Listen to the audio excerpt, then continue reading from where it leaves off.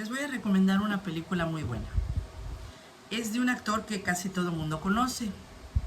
Ha hecho películas salvando a los judíos, ha hecho películas salvando a su hija, ha hecho películas mayormente de acción, pero muy en sus principios, por ahí del 2016, si no es que un poquito antes, hizo una película muy buena que se llama El Silencio. Lo deben de reconocer. Esta película se la recomiendo mucho porque tiene un muy buen parecido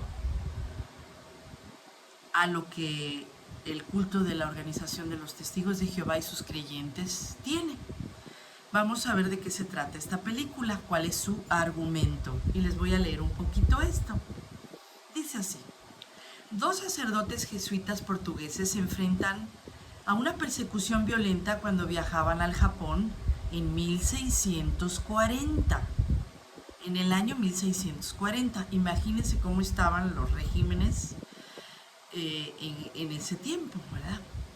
Para buscar a su mentor, en este caso al sacerdote que les había enseñado el cristianismo. El sacerdote se llamaba Ferreira, el cual quedaron ellos sin noticias de él, o el cual se quedó perdido en Japón y no sabían en qué parte de Asia se encontraba. Así es que le piden a su superior que les dé permiso de ir a buscarlo. Él se niega en un principio, y se niega diciéndoles que así como ellos han querido ir a buscar a Ferreira, pues no han regresado jamás, y muchos de ellos se ha sabido que han sido quemados, que han sido crucificados y que han sido mutilados gracias a su fe, porque no está permitida esa creencia en el Japón. Sin embargo, ellos con esta fe y este corazón de llegar hasta las profundidades por su mentor, se quieren ir allá y se arriesgan. Les dan autorización para ir y entonces llegan a una parte de Japón en donde nadie quería llevarlos más adentro o más allá, en donde estaban las diferentes pueblos, vamos a decir, o diferentes lugares en donde vivía la gente prácticamente desconectada de la civilización. Sin embargo, hay un pescador que dice: yo los voy a llevar. Entonces se van semi escondidos en la noche y van en busca de su mentor, el padre Ferreira. Al llegar a Japón, pues se encuentran con muchas vicisitudes. Tenían que estar encerrados, tenían que estar casi camuflajeados, porque si los encontraban los soldados japoneses los matarían, ya que ellos rechazaban, por supuesto, la fe cristiana que estos traían. Después de algún tiempo, Rodríguez finalmente es llevado a conocer a Ferreira, pero no sin antes pasar por muchísimas vicisitudes, ya que en estas poblaciones o en estos lugares en donde se congregaban los japoneses, empiezan a hacer ciertas misas y se corre la voz hasta llegar a los militares, los cuales van detrás de ellos. Al no encontrarlos,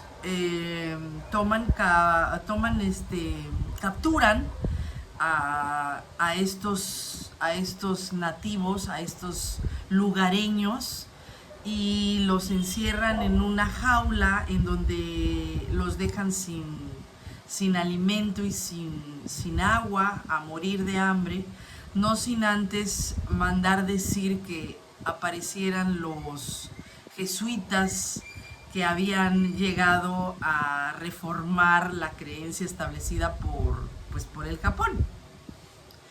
Entonces, pues se presenta Rodríguez, ¿verdad? Uno de ellos, el otro se muere de miedo y de pánico y huye, el otro jesuita. Y Rodríguez va con toda la fe del mundo y llega a donde está este lugar en donde tenían cautivos a estos pueblerinos, a esta gente que había adquirido esta fe en el cristianismo. Y podríamos decir que el capataz o el caporal, el personaje que regía todas estas pequeñas comunas, el oficial japonés, le dice que tienen que escupirle a la cruz para repudiar y apostatar contra su fe, y eso sería la única forma en la que podría liberar a estos pueblerinos que estaban ahí sin comer y sin beber, casi muriéndose. Algunos de ellos habían tratado de escapar y habían sido decapitados. Entonces, en resumidas cuentas, el sacerdote jesuita, que se apellida Rodríguez, dice: yo no voy a escupirle a la cruz de Cristo, al crucifijo, perdón, porque pues voy a ser un apóstata y yo prefiero morir antes de cometer apostasía contra el Espíritu Santo. Total que pasan como 3, 4 días y se les empiezan a morir las personas que tenían ahí atrapadas, ¿verdad? Cautivas. Y entonces, pues el sacerdote, el jesuita Rodríguez, sufre mucho y llora todas las noches de ver cómo estas personas están muriendo. Y llega un momento en que le dice el oficial mayor, le dice: vas a recibir una visita, vas a recibir la visita de tu mentor Ferreira. Y pues este jesuita se sorprende porque pues lo había venido buscando mucho tiempo y no lo encontraba por ningún lado, y hasta que los tuvieron cautivos fue cuando el mismo oficial le dice que le va a llevar a Ferreira. Entonces pues impresiona este señor, este jesuita, y también se alegra porque pues iba a llegar a ver a su mentor. Cuando llega el mentor, pues es este actor del que les estoy hablando, ¿no? Este actor buenísimo que pues que sale así, mira, sale así como un jesuita, sacerdote, pastor, mentor, seguidor de Cristo, y le dice: pues tienes que escupirle a la cruz, tienes que escupirle y pisarla, porque le escupían y luego la pisaban. Era el desaire, la apostasía más pues más terrible que se pudiera hacer ante Cristo, ¿verdad? Y su fe.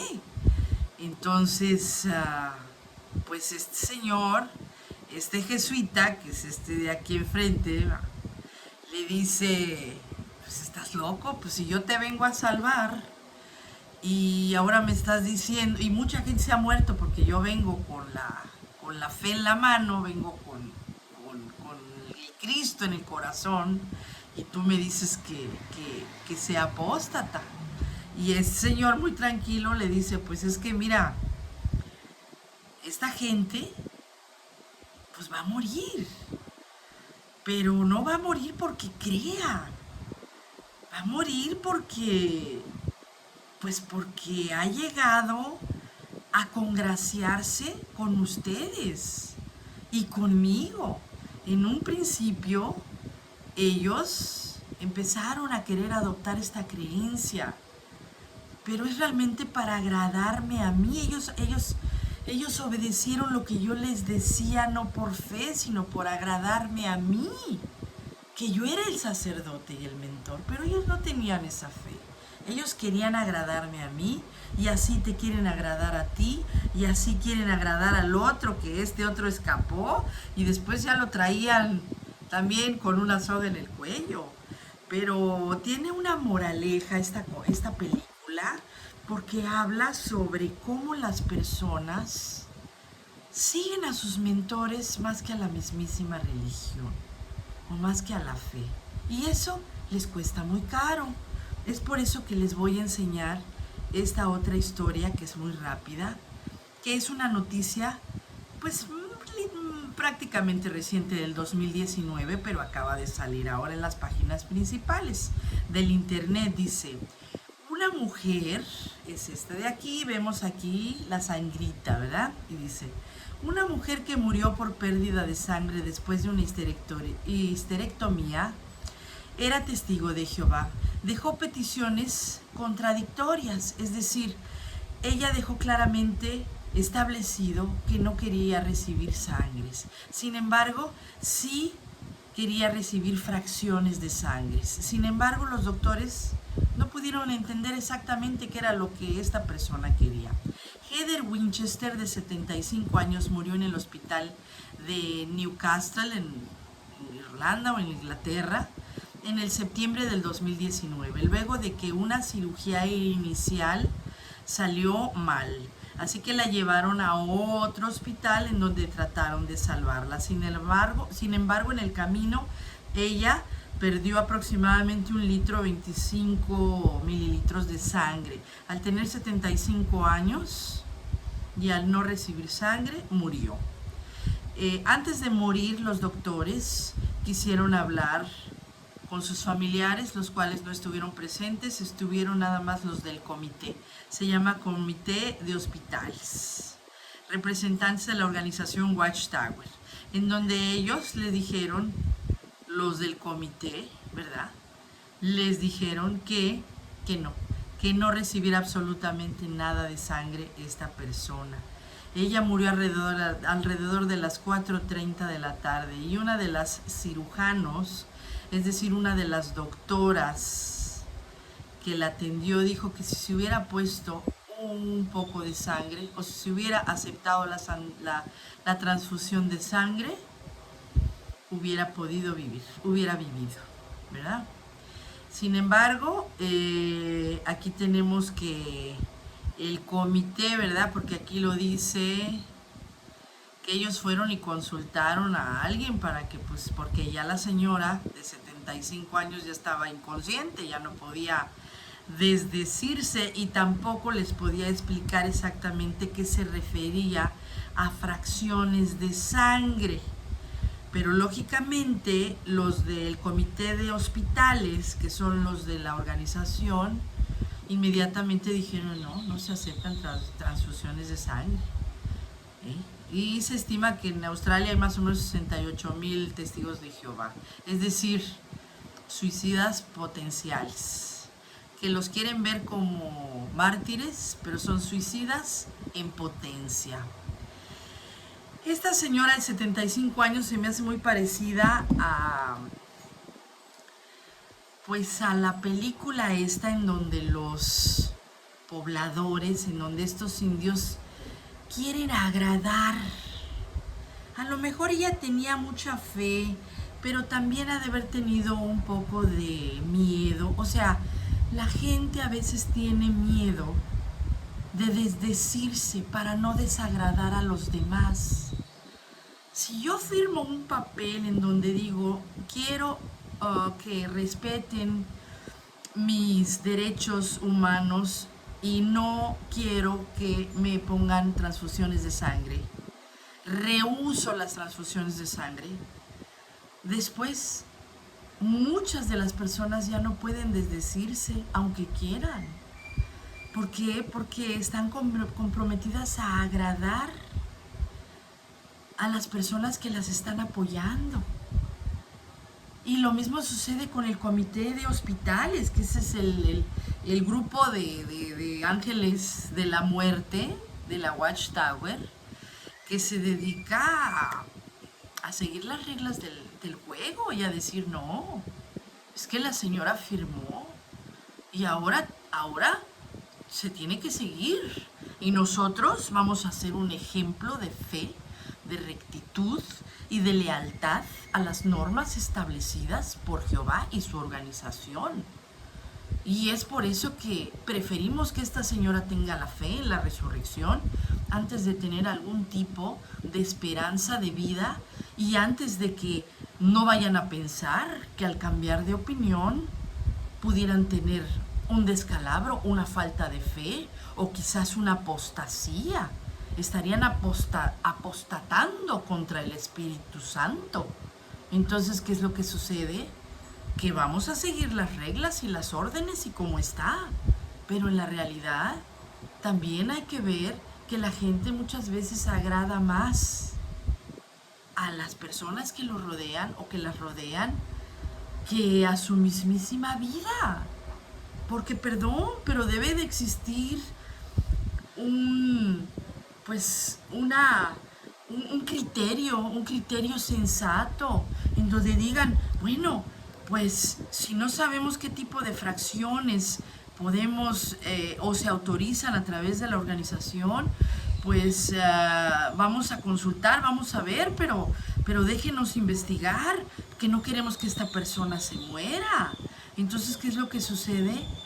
Que ellos se cierran a una sola opción y si tienen alguna duda o algo, prefieren seguir con esa opción que tienen, aunque caiga quien caiga.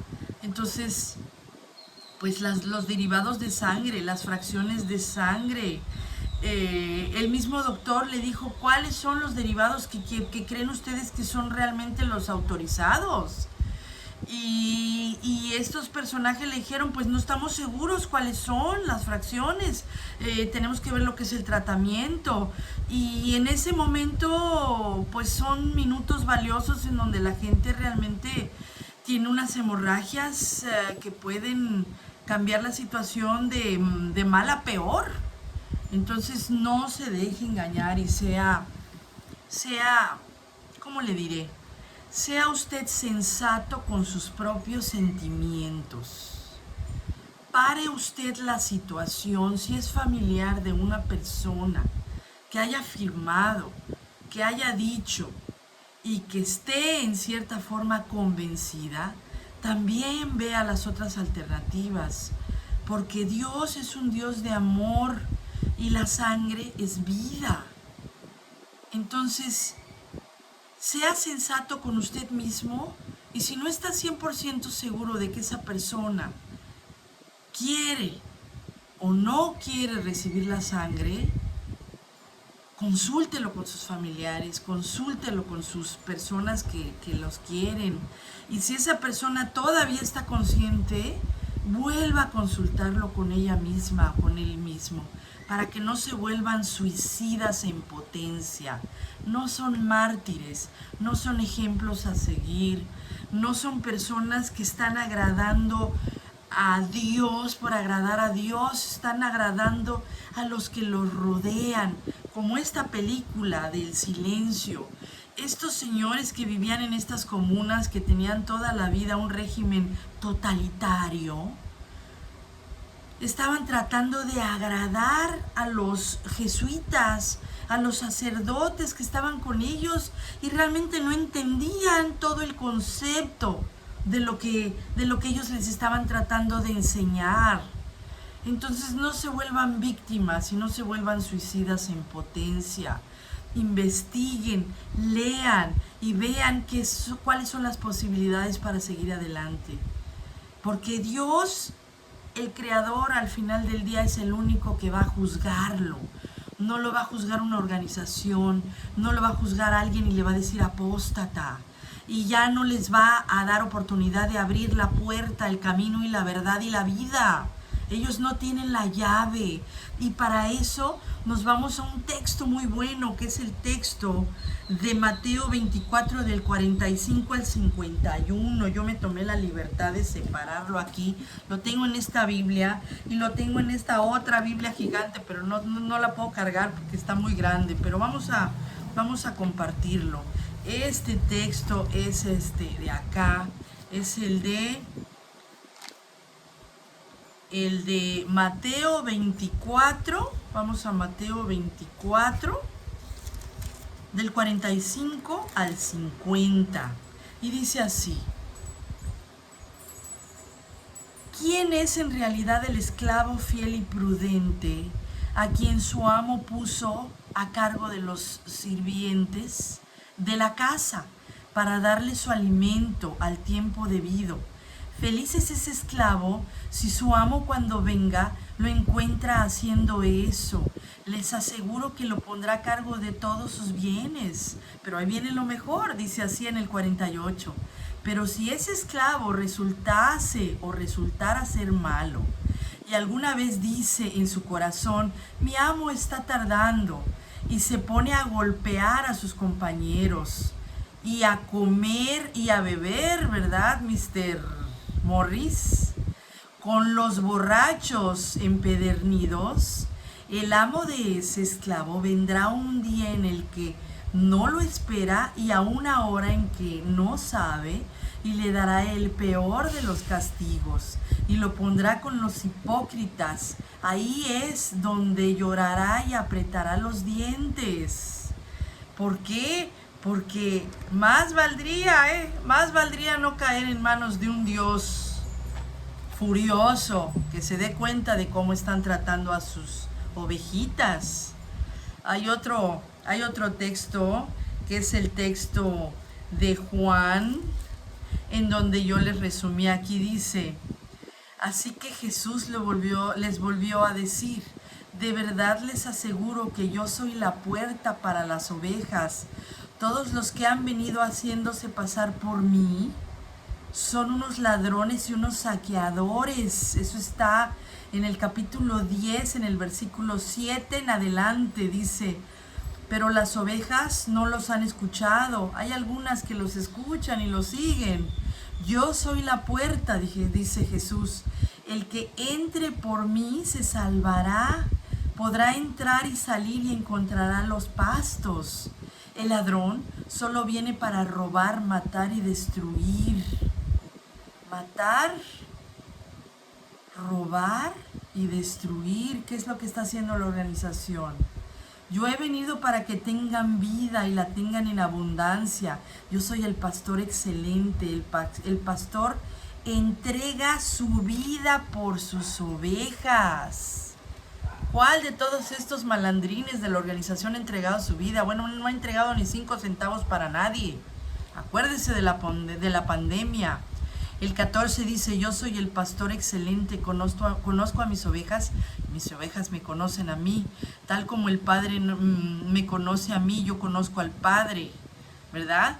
El Padre me ama, por eso me ha dado esta autoridad.